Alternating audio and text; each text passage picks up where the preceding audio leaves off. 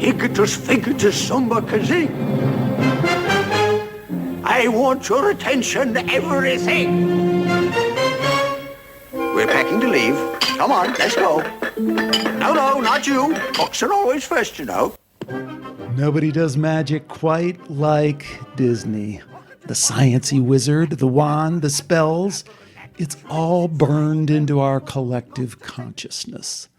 Along with the idea that it's all silly nonsense.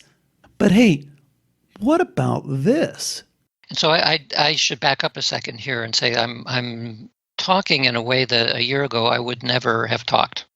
I wouldn't have used the words magic, and I wouldn't have talked about spirits or anything of that sort.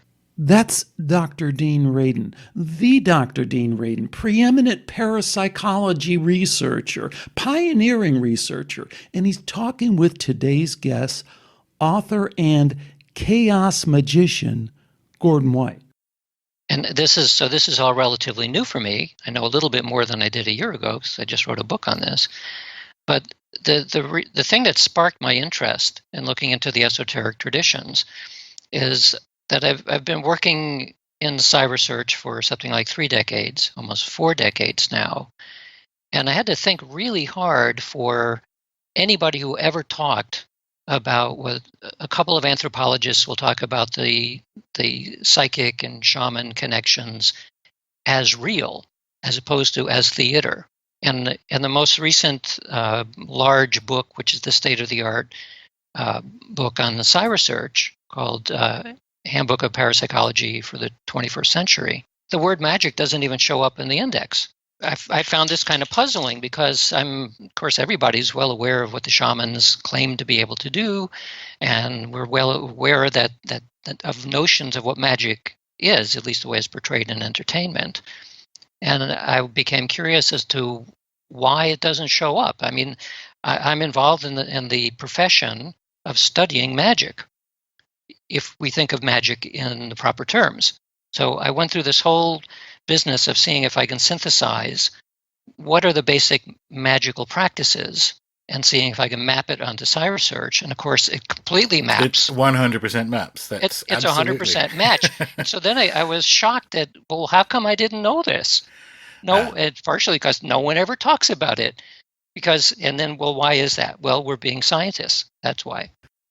So fully take that in for a minute. The leading light of psi research, Dean Radin, is telling us that psi, the stuff that's blown the lid off of Grandpa's dopey old materialistic science, well, he seems to be saying that isn't really science at all. It's maybe better termed magic. Yeah, I have this definition down to a refined sentence now that I then subsequently explain, which is magic is a culture-specific way of using or interacting with the natural consciousness capacities of a particular human. Here's Gordon again. This time he's chatting it up with Philip Watt on his magic-themed podcast, Redesigning Society.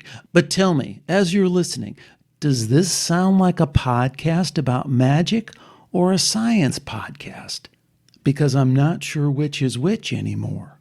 So that might sound a bit circular, but actually if you look across the world at systems or cultures that have never repudiated magic in the same way that the Northwest European Enlightenment did, and I'd be very specific about that in Europe because you actually find in Southern Europe that it's carried on merrily in the kind of folk traditions of Italian grandmothers and so on. But it's that very specific Cartesian post-Enlightenment world out of all of human history that repudiated it. But if you look around the world, there are sort of what you might call quote-unquote magical powers, for want of a less dramatic term, a number of techniques that are reasonably conserved. So you have some method of seeing the future or clairvoyance. You have some method of communicating across distance. So you have telepathy or whatever you want to call it. These are just modern words for capacities, right? And then you have interacting with or communicating with the spirit world. And then you have some method as a result of that, typically of what I would call probability enhancement or probability manipulation, which is to make the things that you want happen more often than the things that you don't want to happen. What's interesting to me about that is if you look at the history of, say, the development of Psi and the Society for Psychical Research and all these kind of groups that emerged about 150 years ago. We now have 150 years of evidence from mostly laboratory evidence that basically falls neatly into these four categories. Now, don't get me wrong. It's not like I'm pining for a simple-minded world of biological robots in a meaningless universe, a paradigm that we've thoroughly trashed on this show over the years. But at the same time, I'm not entirely sure Dean Radin knows what he's signing up for.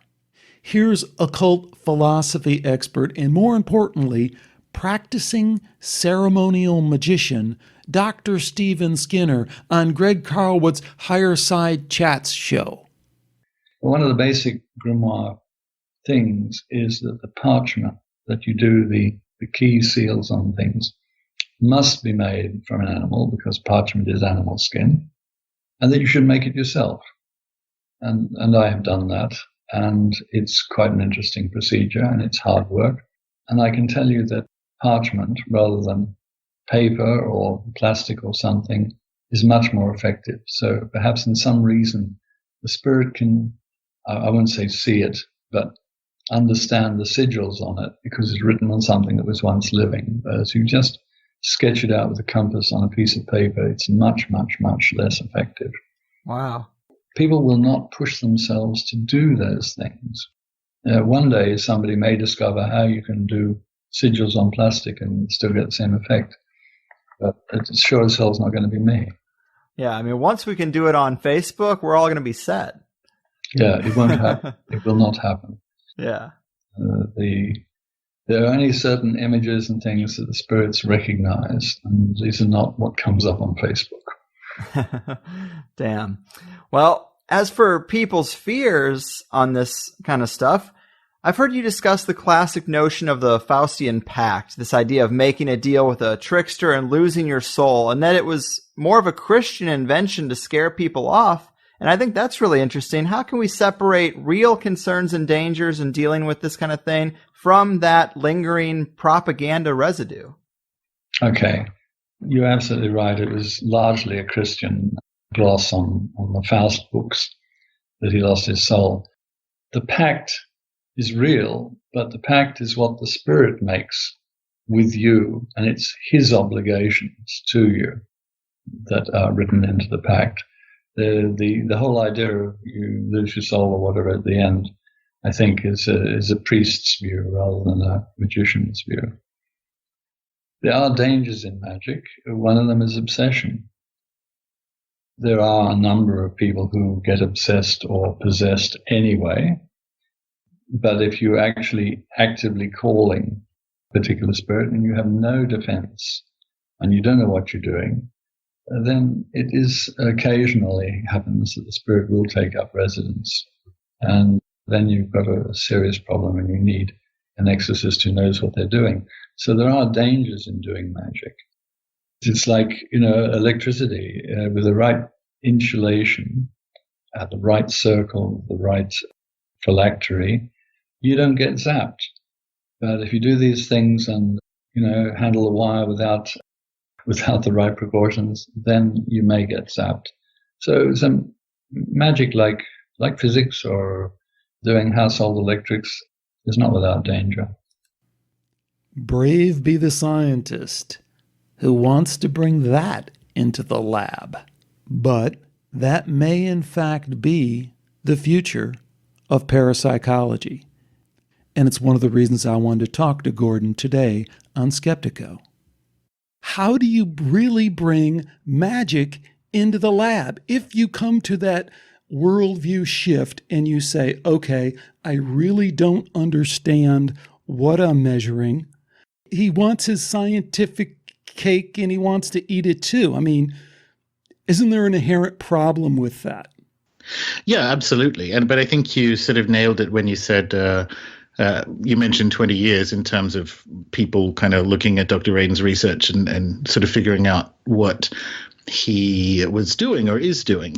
I think in a lot of fields we're at that point now where to sort of quote Pete Carroll, magic works in practice, but not in theory. So I'm sort of sanguine about it. Dean's going to be wrong, as we all are. And I think between now and how we get to, even the word science is maybe not correct for it, but how we get to a method of inquiry that is a least worst match for these phenomena, it's going to require a lot of things. It's going to require interdisciplinary research. So it's going to require anthropology. It's going to require history, biology. It's going to need all these things. And we don't have the words for it because our conception of the world has sort of outrun the way we structure learning about things, even adding ology to a word and putting it in little sort of pillars and categories.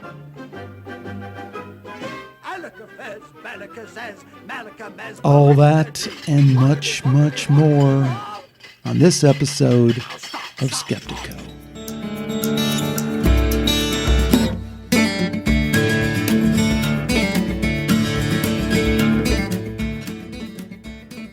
Today we welcome Gordon White back to Skeptiko. Gordon is the creator of Rune Soup, where he talks and writes about magic, culture, the paranormal, among other things. You may remember Gordon's appearance on Skeptiko to talk about his excellent book Starships, which is one of several books he's authored that you can find on his website or just by searching his name on Amazon like we all do.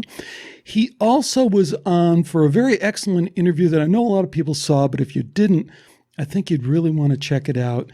It's with plasma physicist Dr. John Brandenburg, and he's here today to really talk about the future of parapsychology, but we may get into talking about the future of UFO research as well. I have some really interesting stuff lined up for Gordon. We'll see how all this goes. Welcome back, Gordon. Thanks for joining me. Always a pleasure to be here.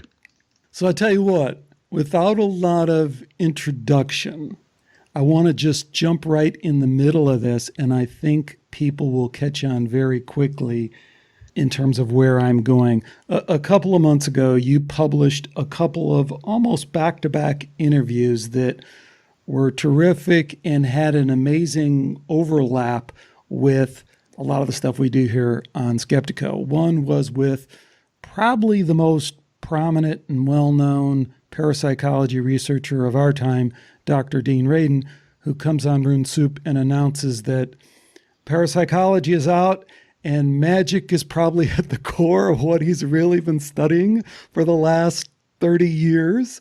So that kind of sets you rocking.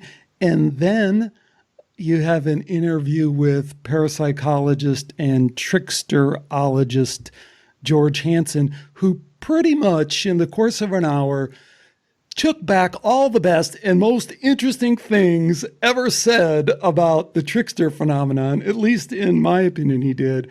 So again, with parapsychology being kind of one of the pillars of this show, I thought, wow, why are these people saying this stuff to this magic guy who has been kind of become quickly one of this kind of go-to crossover magic, parapsychology, paranormal, geopolitics thing that you do. And voila, here you are on Skype, on Skeptiko. So that's, I think, our launching off point. Yeah, sounds good. So let's start with that. I set it up. What did you think? Dean Radin comes on the show and says, hey, Gordon, we're brothers here. It's all about magic. I mean, what did you make of that? And what does that mean for parapsychology? I guess it's really cutting right to the chase. Well, like yourself, I've been a fan of Dr. Radin for a very long time. I love his stuff. So, and one of the things I really resonate with, and one of the things that I think is great about his work, is that he dances or marches to his own drum. So I think he's correct, obviously. When he said that, it was sort of a, well, welcome to the tent, Dr. Radin. And I think we've kind of had that discussion in between a couple of years ago when Starships came out, and we had that discussion where I said I think magic works better as the kind of meta model for understanding all the things we talk about. And I think it really does work better as a descriptor and baseline model. And one of the challenges with parapsychology, and it's something Dr. Radin and I spoke about, is that it still has, just by virtue of historical inertia, a lot of kind of like 19th century premises, which they know are not correct, but even just the word parapsychology is constructed in a way that limits where the model or the sort of field can go next. And so I think Dr. Radin should be congratulated to go, do you know what? Mankind, which is obviously singing my song, mankind has been doing this for a long time. This is what it is. And all these other words we use for it are, quote unquote, just words. But it gets tricky, right? You know, I sent you another interview he did after he did your show. He did Rick Archer's Bat Gap, which was kind of a really interesting interview too, because it ventured into the spiritual without really getting into the spiritual. But a couple of things that he revealed, he said, look, until about 4 or 5 years ago, I wasn't really ready to give up materialism completely.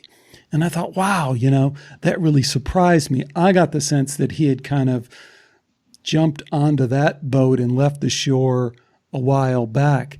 And I couldn't help but feel, even though, like you, I have the utmost respect for his work and for his accomplishments. What he's done in the field is truly remarkable and needs to be held up and really appreciated in a way that it won't be for another 20 years, but then that's the way it always is.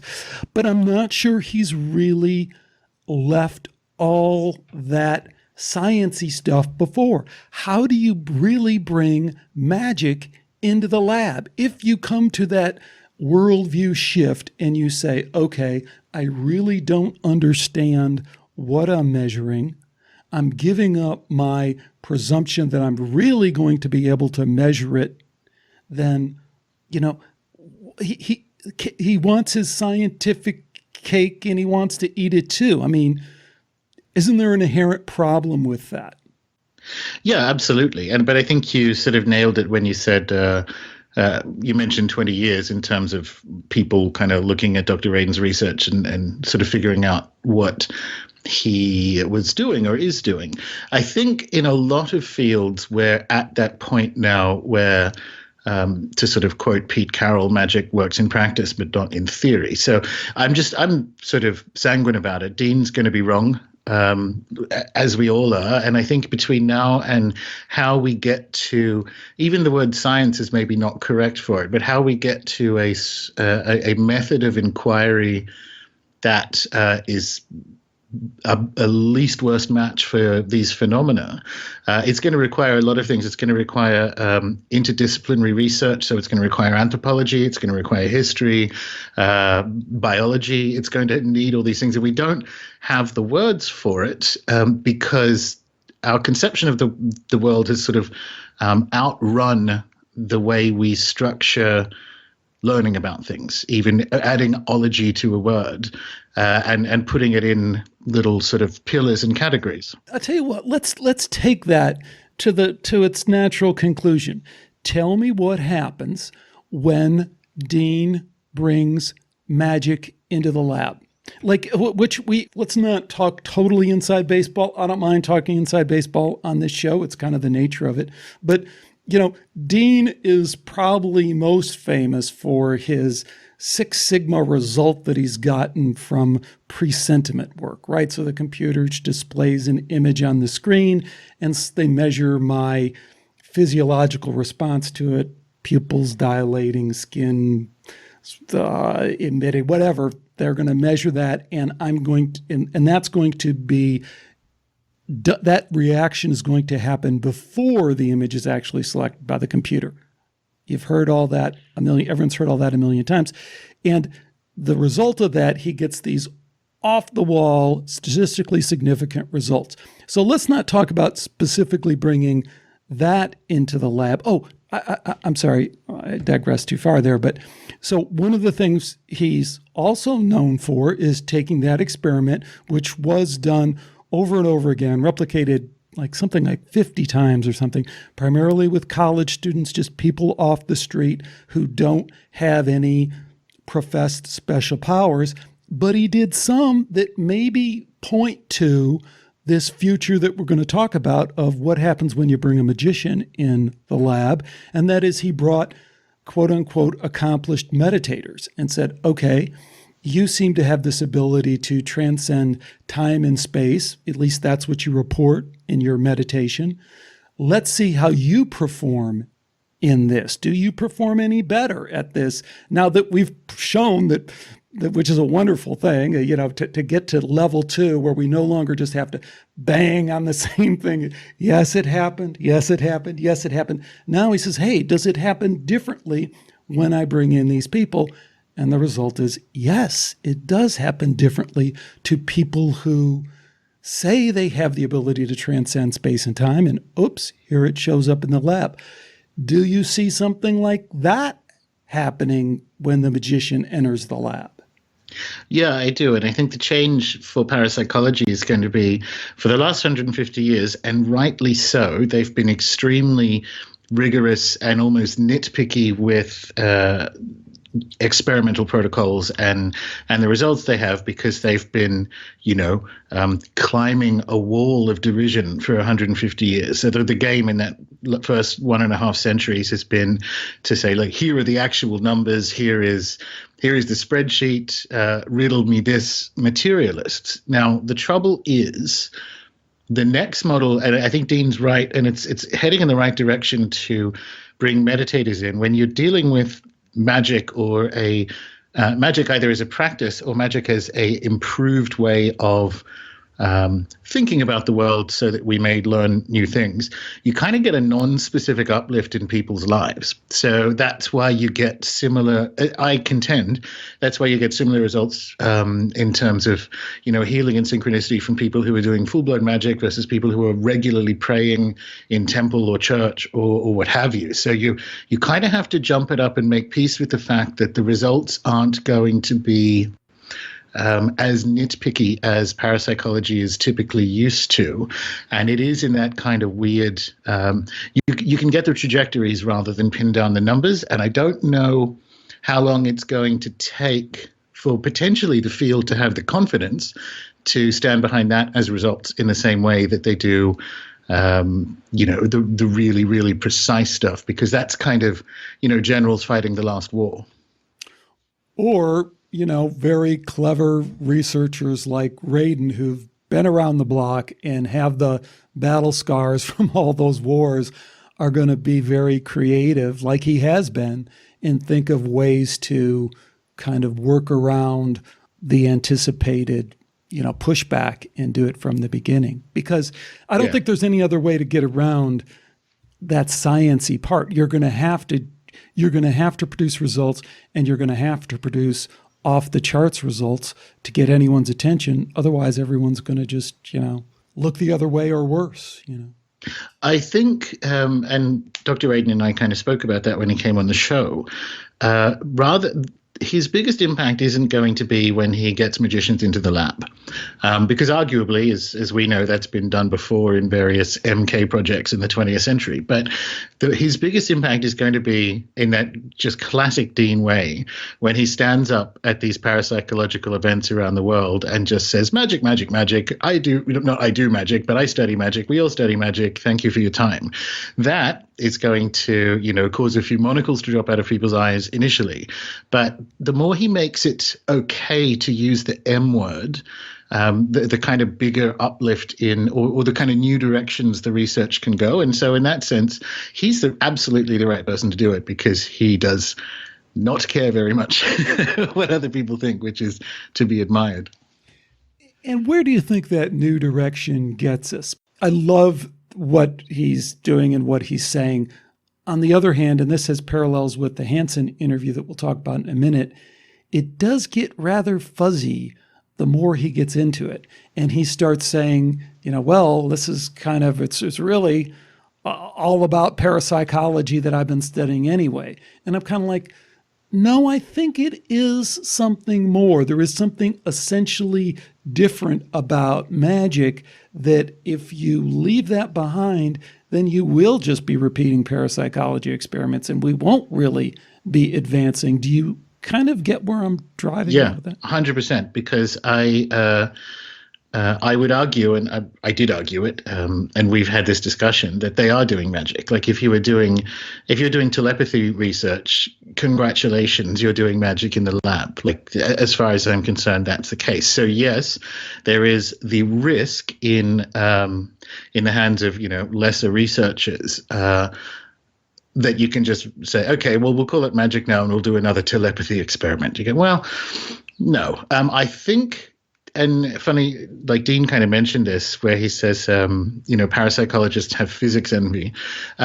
You reach the end of the usefulness of the discourse as a standalone, and this is what I mean about the next steps need to be interdisciplinary, and particularly I think with anthropology, because we now have the opportunity to engage with kind of non-Western modes of doing this stuff and thinking about it on a level footing almost, because we're kind of turning around and going, well, turns out you guys were correct. And I think, I don't know what it will look like, but I know if parapsychology doesn't want to fall into a repetition trap just using the M word, it needs some sort of interdisciplinary experience. And the challenge there is that nobody likes it. Everyone thinks they're crackpots. Anthropologists, I think quietly, as in non-publicly, will be amenable to it. And so they're probably the first ones you want to go looking for, rather than wandering up to physicists or neuroscientists. And I think they've kind of been chasing after the wrong friends in the playground for a while, and jokes on the people who ignored them, because you get these two together and start building other ones, and it's that's where the interesting stuff's going to happen in the next few decades, I think. Yeah, I don't know. I kind of think that cuts both ways. I mean, when you started that, you said, if you're studying telepathy in the parapsychology lab, congratulations, you're studying magic. And I'd almost say, no, you have to, you can't go there. That is, to me, conceding to the fact that I don't know what the hell I'm studying. I'm open to the idea that I'm studying more than telepathy. But I don't know the beginnings of where that turns into magic, where that has connections with anthropology, where that has connections with the spirit world, which again, Dean, you push him on that. He's backing off way, way, way off fast as he can, and is kind of trying to find the safe space super psi thing, which is just, again, the last refuge of the holding on of the material thing. I don't think you are there in the magical world. And, I jotted down a note and I sent it to you too. I was going to mention, a guy that you liked and you've pointed to in your work, Dr. Stephen Skinner, who go listen to him. And I do not, wow, we could have a lengthy discussion on him. But here's a guy, bring him into the lab and he'll say, it's important how sharp the knife is as you drag it around the floor, the stone floor, and he's saying all this bizarre stuff that I suspect if you got him in the lab, because I've interviewed so many of these types of people who they're all 95%, they're all, I'm 90, what I do, I'm 95% effective. It almost always works. And then he's drawn all these conclusions, and it works because the sword is so sharp and the pentagram is drawn just perfectly and all the rest of this stuff. And I'm like, man, that stuff is going to fall apart when you bring it into the lab. And whether it's in the lab or whether you go study them in his room, I don't care what you do. They just don't have, in my experience, they don't really have even that sense of rigor about what they're doing themselves. So I've laid a lot on the table there. Pull all that apart for us. When I said if you're studying telepathy in the lab, you're doing magic, I think you are. Just because you haven't worked out how to think about it. If you were non-verbally communicating with someone in another room in a way that is accurate, that's what we would call magic in the kind of Northwest European cultures, right?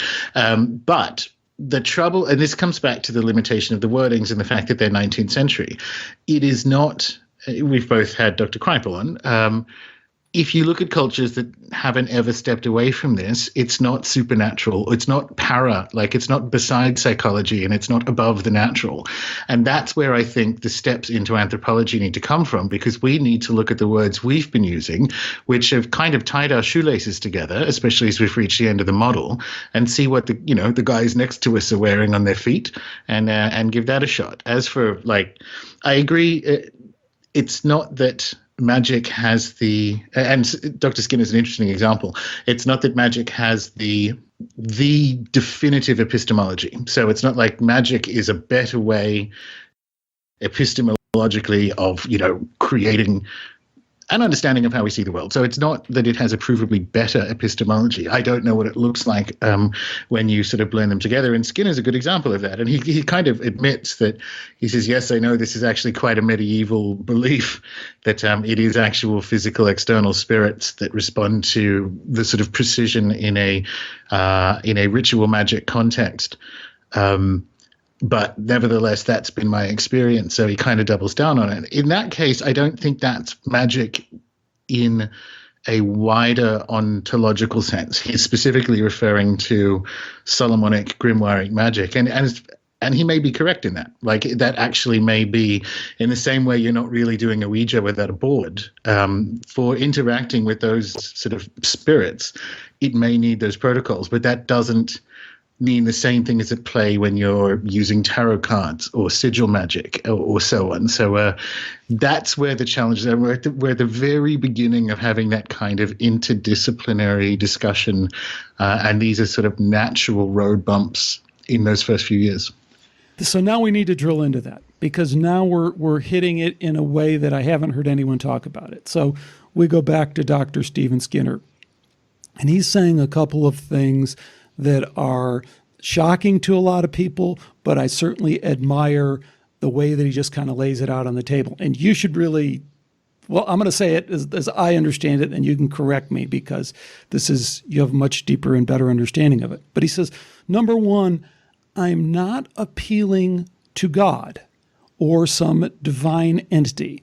I'm appealing to kind of this middle layer of spirits that can affect this material world. So that's one thing that I think is extremely interesting. You want to talk about ontology. I mean, that's pretty controversial. I'll just leave it at that. And then number two, he's saying, and I can command them to do my bidding. I can make them, if I perform these certain rituals and acts in a certain way, they are required to act on my behalf in the material world. Now that's incredibly controversial. And as you say, then there's a lot to pull apart. Well, how does that compare with someone else's magic? How does that compare with tarot or astrology or spell casting or, whatever? You would know that world better than I do. So you have all that. And then number two, you have, okay, but in the process of proving that, you've now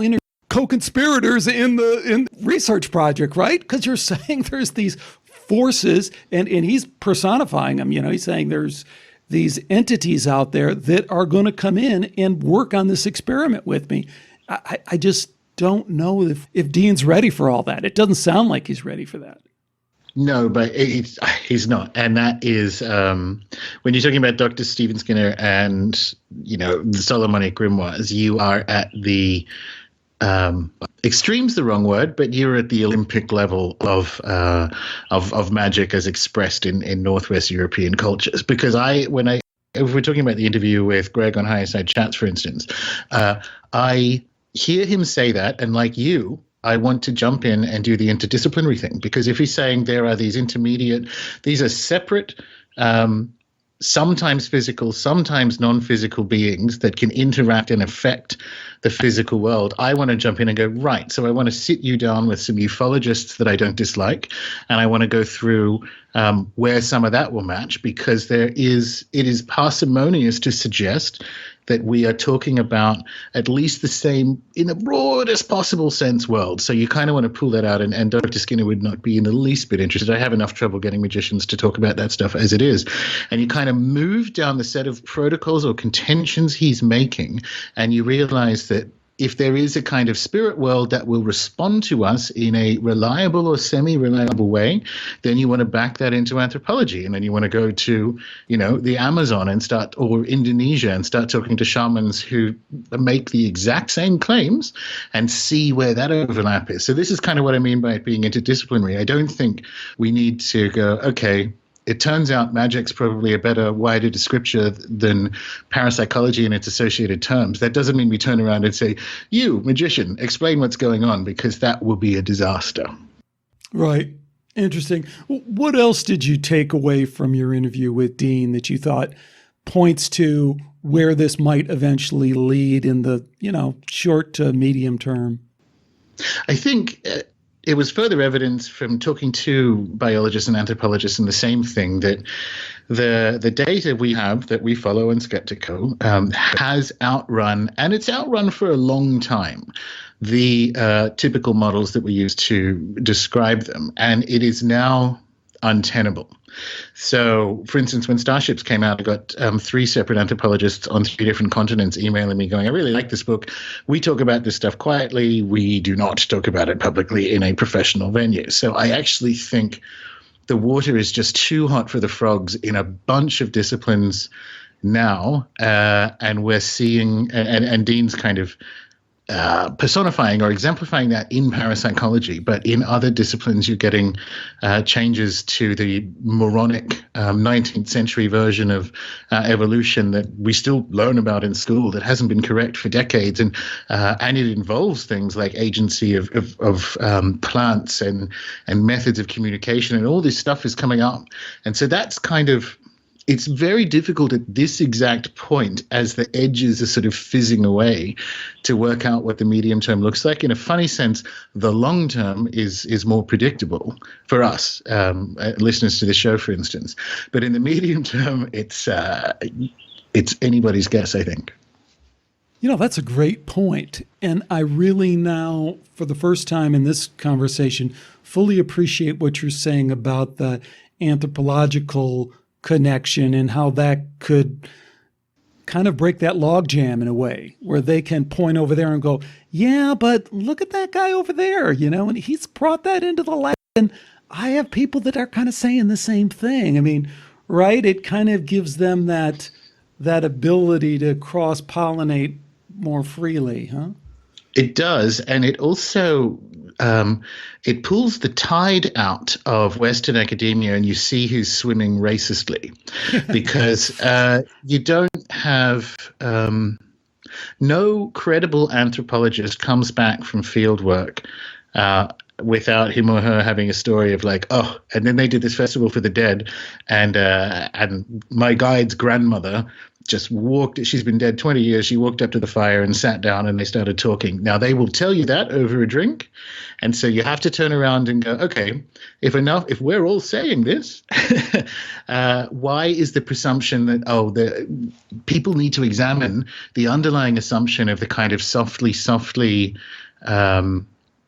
parapsychological, look, it's a 52% rather than 50% chance thing. The power structure, the implicit power structure in that is saying, that we've discussed before, that this tiny fraction of the population in this tiny sliver of history is correct and everyone else is deluding themselves. And even if they try to find the words to say, well, no, that's just maybe your truth or something, they still take the teeth out of the worldview. And it looks like it's going to be, more.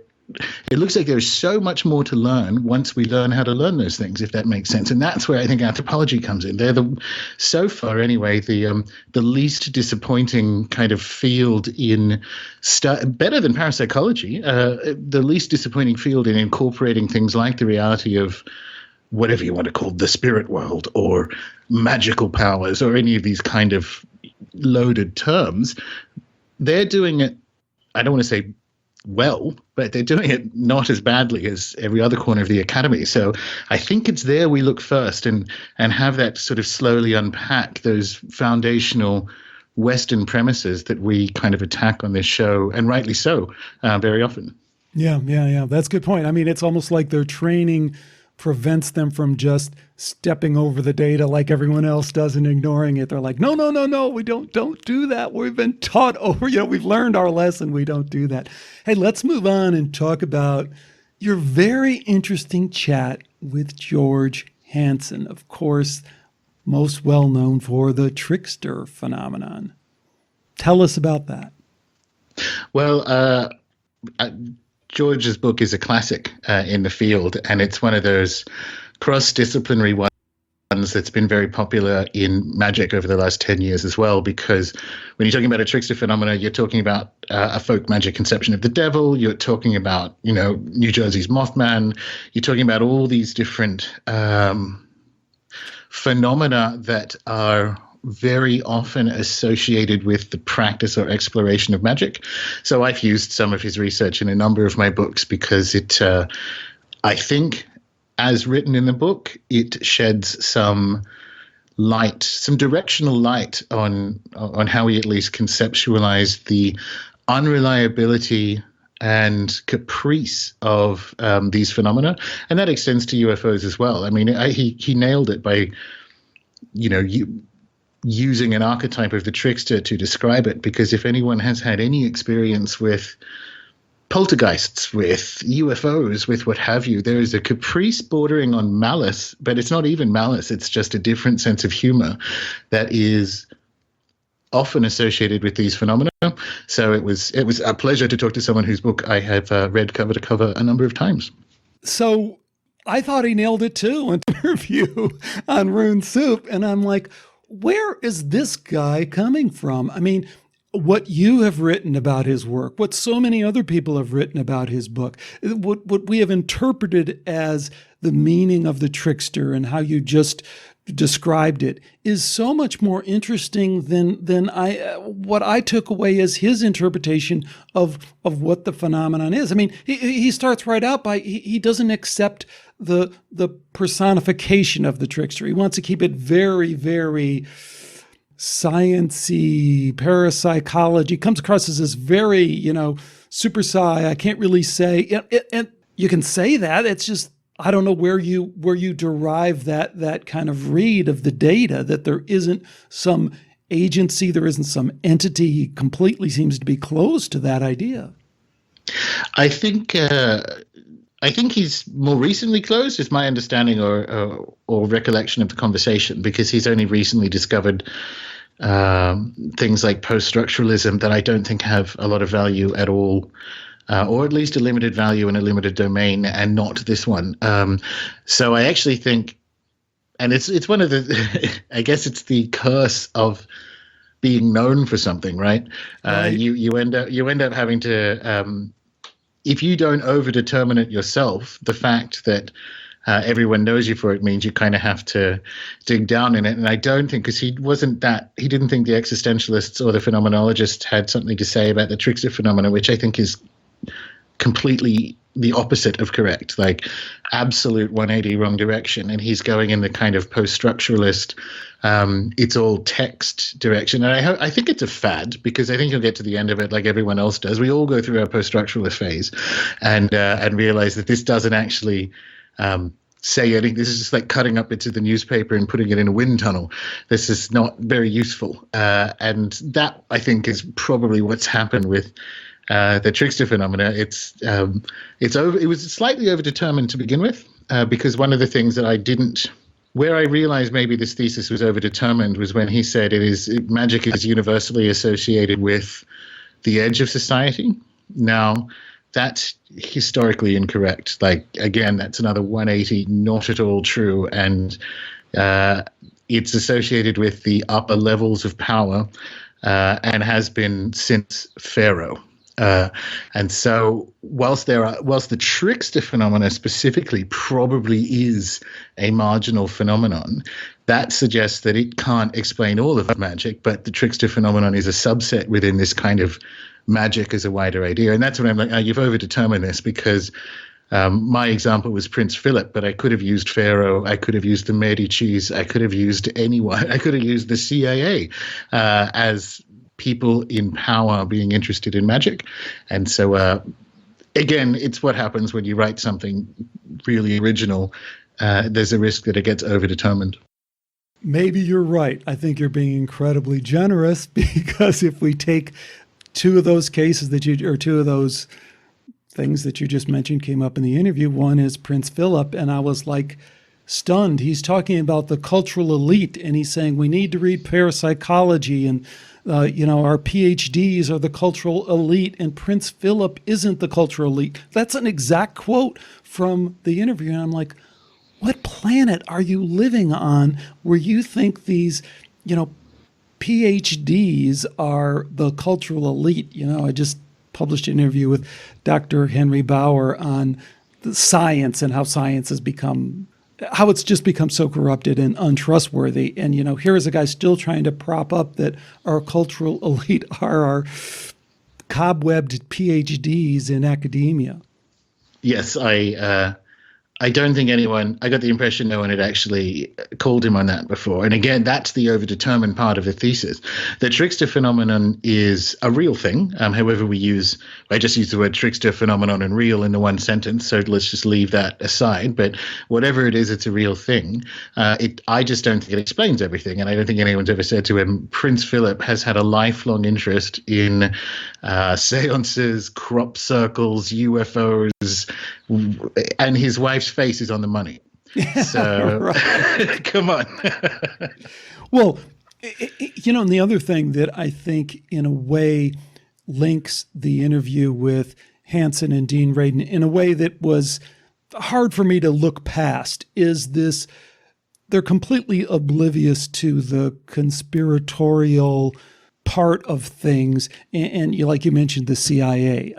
In the interview with Hansen, I love this when he goes, let me get the exact quote. You're talking about parapsychology and how there has been this long established connection between the intelligence community and parapsychology, but you kind of teed it up as a possible connection. And he said, no, you don't have to posit a connection with the intelligence community. And it's like, yeah, you don't, because it's like so proven. It's like, I wanted to see if, how it is when you just have an hour, and I'm like, do I go in this direction? And that was an emphatic no, but it was a weird emphatic no in the sense that he probably realizes it is, and as in personally and professionally realizes it is, because I wanted to go into directions like, look, false memory syndrome, James Randi, all this stuff, it just back ends into the military. What are you talking about? Exactly. And I'll tell you the connection I saw with the Dean Radin interview, who is much more plugged in and tuned in and a more open-minded guy, at least from the way I know him. But, they get to talking. This is in his interview with Rick Archer on Batgap. And they're talking about Steven Spielberg. And they say, wow, that guy, he's so great. He can really tap into the collective consciousness. like they did, Close Encounters of the Third Kind and E.T. And I'm like, guys, this has been outed, the intelligence/CIA intelligence community's connection in shaping culture, and more specifically in really writing these movies and deciding which movies get the content has been, so outed that to kind of muse about how, that might have occurred is just stunning in a way. And it makes you, in the same way, it makes you wonder, are they completely ignoring that what is now well-established and necessary part of the equation that, this extended consciousness realm and how our government has been playing there for as long as they could? They are, and it's getting, present company accepted, everyone has incomplete worldviews, not us, obviously we're amazing. But you just, and this is kind of where I think in the medium term, it's just going to be messy, because there are some people, we just mentioned Dr. Kuiper, for instance, who are amazing and intelligent and constitutionally unable to to see this stuff without, I presume, like, their world's melting. And that just is how it is. I don't think there's sort of like no clean water in the desert at this point in time. But it's getting so that when people say something like that, and it's one of the reasons, it's no shade, but like one of the reasons why Batgap isn't my jam is that kind of stuff where you'll just breeze past something that's just flat out denialism, and it colors for me. It makes me relativize the other statements or research, because it's gotten so, here we are 2/3 of the way through 2017. If you're unaware of this giant component of a field in which you allegedly work, then I have to have some questions about your potentially even competence in actually really understanding the discourse, because it's it is, as we know, a necessary component. But I don't think we can do anything about it. I just think we can kind of go, guys, I can tell you with every confidence that there is something to it. I don't know what it is, and I don't think the next best step forward is to pretend it's not there. Yeah, the only problem with that is you'd have to spread a little bit of that over Dean's way as well, because Dean's falling for that as well, and also falling for his progressive politics, which are fine, but I mean, they're completely oblivious to any kind of meta control or counterbalancing force called globalism or anything like that is just completely off the table. It's kind of, yeah, and I think so. I think that's definitely a fair statement to make, no question. And I do think it has it falls to other people, potentially more interdisciplinary loudmouths like us, to kind of stitch those things together. I don't know where it goes. I know it's a factor that needs to be folded in to how we think about this stuff, and if they weren't folded in, then we will, and we'll hand it off to someone else, and we'll get through this kind of patchy medium term. But I agree completely, and I think it's I think the next few steps, the next few years, we'll see people at least hand wave, because Dr. Quipel kind of hand waves at the beginning of the books, going like, oh, and there's a long-term involvement between the deep state and whatever the UFO phenomenon is. Now on to Whitley Strieber. Right. Right.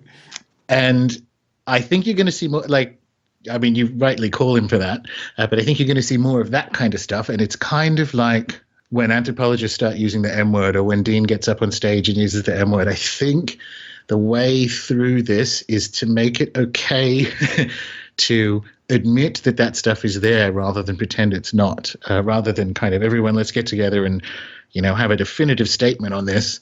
Let's just let it, let the ice crack and so on. Great. Okay, so there's a lot of interesting stuff there that you've brought out in terms of the future of parapsychology. I feel tempted to just kind of leave that there for a minute, because I wanted to spend a few minutes talking about UFO research, and might as well tee it up the same way. The future of UFO research. We've emailed back and forth about this series of interviews, I think pretty remarkable interviews, that Jacques Vallée has given. One he gave on Skeptiko, but he did one on Paracast, and he did one on Grammarica. The three that I've listened to. There have probably been other ones out there. And some really, really interesting stuff came out in those interviews, particularly, I think, of interest to like you and I, because of our interest in consciousness and the connection between consciousness and the UFO thing. That it's been my contention for the last couple of years, and like my interview with Robbie Graham and Robert that got a little bit heated in a way, and like that the UFO people have misunderstood really the whole consciousness thing. I mean, it's like any, new toy. They've kind of taken it out and they've ran it around so much that the wheels fall off and they don't even recognize that. So 100%. Tell us, what do you make of what's going on there and with this latest round of interviews from Jacques Vallée? I've only heard the one with you, of course, but I read the journals when he self-published them on Lulu the day they came out, and I found them as flooring then as you did. Like even in the introduction, I just love that kind of stuff. He's old now. He's done all this amazing thing, so he'll just open it up with the introduction. And by the way, this is going on. But I've been a huge Vallée fan all along. I think. And, it's kind of like where we were talking about the risk with parapsychology, if they start using the M word, is that it will do what UFO or ufology's done over the last 5 years, which is just spin its wheels. What happens when you say, oh, it's a consciousness effect, is that you are freed from examining actual data or doing any kind of meta-analysis, because anything can be anything, and it fell out of, funnily enough, Dr. Strassman's DMT research is how I understand what happened to ufology. There was about 10 years ago when Dr. Strassman's spirit molecule stuff ended up in other alternative researchers' material. After that, we just got this kind of full magic, in a derogatory sense, a version of ufology that I think is hopefully winding back, because absolutely it looks for most of the time like what Dr. Skinner thinks spirits are. But sometimes it isn't. Sometimes there are ruins on Mars, and you can't let that go, because it's just cleaner to say, it's all a consciousness, which is fine, except there were ruins on Mars. No, completely agree with you. And so let me kind of go over the highlights of what I heard Vallée saying in this series of interviews, and then maybe we can chat about him a little bit, because he comes out and says, to your point exactly, that one, he's very much into material science, right? So he's helping researchers get, aerial photos that might reveal more landing or trace elements. He's helping with mass spectrometers and all this kind of stuff that, again, people, I think it's going to be interesting to see the fallout from these series of interviews, because it's really going to, if people are honest, should knock a lot of these UFO researchers on their heels and say, hey, wait a minute, what have I been spinning about this consciousness stuff? Here's a guy who's looking at photos, who's looking at, trace elements left behind, and then he's also very open to the UFO, the ufology narrative, the kind of ancient aliens kind of thing. He's talking, Cicero, and he's talking, oh yeah, that's relevant. He's open to Roswell. Again, people are like, ha, ha, ha, Roswell. And he goes, well, Roswell, the waters have been muddied, but we must assume it's true because there's other cases of crash landing reports. Boom, check that one off the list. And then he comes to the actual sightings. And this, to me, typifies the whole series of interviews. And I think it was on Gramerica. But he goes, they're kind of hammering him, going, well, what's new in 40 years? They're kind of being devil's advocate, because this is a good interview. But they go, what's new? And they're like, yeah, I get it. That's a fair question. What's new? And he goes, well, look at MUFON. He goes, 40 years, they're still doing the same thing. And everyone chuckles, ha, ha, ha, everyone laughs. And then he pauses, he goes, and that's exactly what they should be doing. They should be gathering these reports in the same way. They should be collecting the data in the same way. And it was like just exactly, I guess, what I'm talking about in terms of, I think in some fundamental ways, he's been misunderstood because people have taken some very important and revolutionary ideas that he's had, and they've kind of run with them a little bit past where he's run with them. Yeah, and that's been happening to him for decades. So you get that if you read his Forbidden Science books as well. But when he's initially positing, because he's sort of a Rosicrucian and a spiritual man, as well as being, an angel investor and a astrophysicist and a UFO researcher. So he's, very much a Renaissance type person. But even in the 60s and 70s, when he said there's a consciousness component to this, people said, oh, so you think that they're making it up, or they imagine it, or it's a hallucination? He's like, no, the phenomena are real. They show up on radar, they land, they cause radiation effects. I'm saying there's a consciousness component to it. And I think people miss some of his favorite ones are this sort of giant craft that were chased over Belgium. And you go, that I didn't fucking imagine. That didn't come out of my head. And that, I think, is where people have maybe either not deliberately misinterpreted him, but kind of breezed over it because they wanted to write a book about fairies or Bigfoot or something, and kind of bundle it all together. And it's my kind of problem with any of these sort of monist interpretations. If you make it everything, you make it nothing. Right. Good point. Well, Gordon, what else is going on with you and Rune Soup? You have so much going on, but you really ought to tell people about what's been happening. You have a bunch of other very interesting interviews that have gone up, but you're also working on some products and some projects. So fill us in. Yeah, so the website has a premium member component, and it has a whole bunch of stuff. We do weekly video Q&As and different kind of group projects, remote viewing, group prayer stuff, that kind of thing. And each quarter there's also a course that is either on something like sigil magic or grimoire magic and so on. And that's, it's going really well. People are responding to it. That's in the premium component. The website and the podcast are all always completely free, and it's great. As you know, it's a lot of work, but it's just really fun.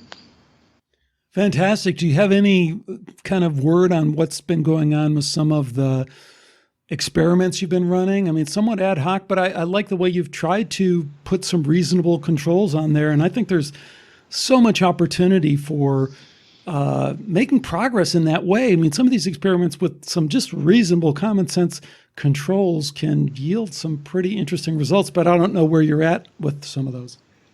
Well, that's kind of the priorities for Q4. We're going to be looking at them with some more rigor. So it's been, because it's not a teaching modality, right? It's a collection of people who are serious about, well, seriously interested in this kind of stuff. So I don't actually know what's going to happen. And we kind of share it going, let's try this. And people have had some really, really profound, it's anecdotal stuff, but, we both have no problem with a word if it's used correctly. There's been some really, really profound responses and changes in people's lives and circumstances and so on. And in Q4, I hope that we can put sort of some more rigor around it now that there are, now that people's kind of feet are under the desk, so to speak. Well, great. I certainly encourage folks to check out all the great interviews we've been doing on Rune Soup lately are terrific. And the other stuff, I am a premium member and like hearing about all that stuff and seeing what's going on. So certainly wish you the best of luck with all of that. Thanks for coming back on and talking about the future of parapsychology. Who the hell else is going to plot the future of parapsychology than this magician down there in Tasmania, soon to be in Tasmania? Yeah, well, if it's not me, it's you, definitely. So I look to you, Alex. Okay, now we're really in trouble. Thanks again to Gordon White for joining me today on Skeptiko. One question I guess I'd tee up from this interview, and it's the big one, the one I asked at the beginning.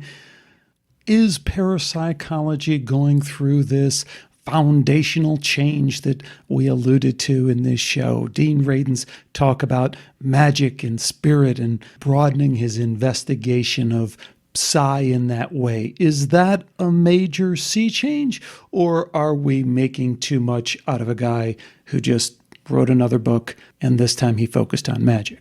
I think you might have an idea where I tend to lean on that, but of course the purpose of throwing this question out there is to get your opinion. And I'd very much like to hear your opinion. The place to give it is at skeptiko.com, skeptiko.com, where you can listen to all the previous shows, 360 or whatever of them, all for free, no paywall, no advertising, just there for you to enjoy and hopefully share with other people. I know a lot of you do that. We've had a lot of new listeners coming on board lately. The show's been around for a long time, but things change, people come and go. So if you're a longtime listener and you haven't recommended the show to someone in a long time, consider doing so. Post about it, write about it, do whatever you have to. I love to bring new people into this Skeptiko community and this thought group that we have going on.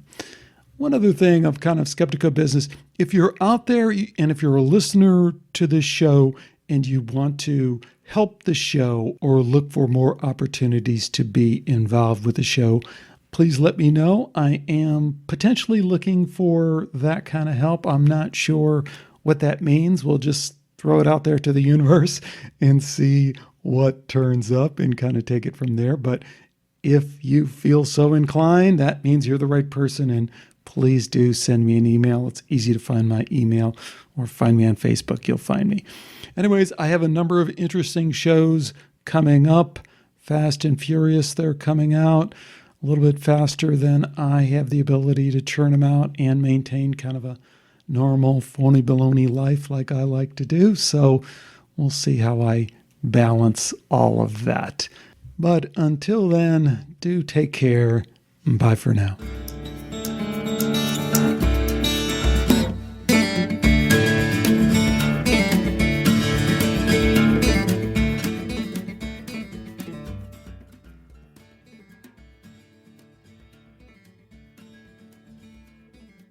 So thanks for watching this video, and if it wasn't really a video, but just an audio stored as a video, I apologize. But there's more videos out there as well. But please check out the Skeptiko website. You can see it here. We cover a lot of different stuff you might be interested in relating to controversial science and spirituality. A lot of shows up there, over 350 of them or so, all free, all available for download. So do check it out.